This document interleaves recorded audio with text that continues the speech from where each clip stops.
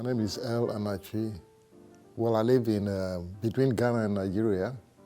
I used to teach at the University of Nigeria, but I'm retired, and so I have the freedom of living in two places. In fact, three places if I want. And well, why I donated work and why I want the legacy is, well, I'm old. I'm nearing my end of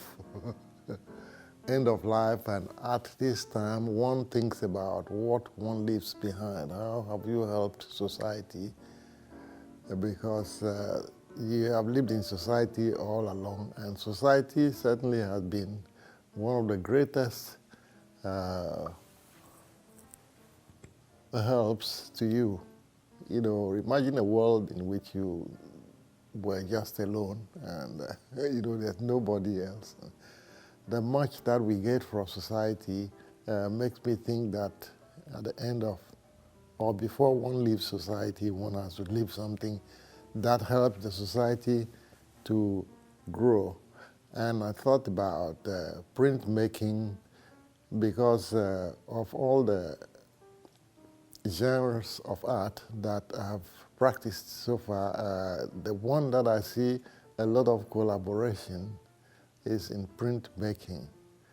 I've tried printmaking in several printmaking shops, and including Brandywine, and I see the kind of atmosphere that is generated here, and I think that it will be very useful for young artists who normally would be working alone in their studios. Something like this would be useful. And also the fact that if one travels out of one's usual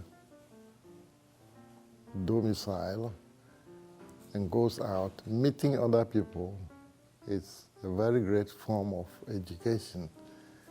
And the fact that the United States and then Brandywine in Philadelphia with museums and other art institutions around would give a lot of exposure to people from Africa who would come here to do their residency.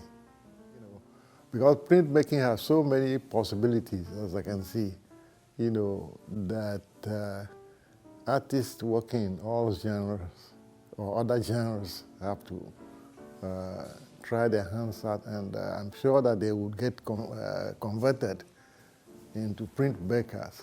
And printmaking is one of the very democratic ways of making sure that people own your work. Because you're doing multiples, it's easier for people to collect them, and yeah.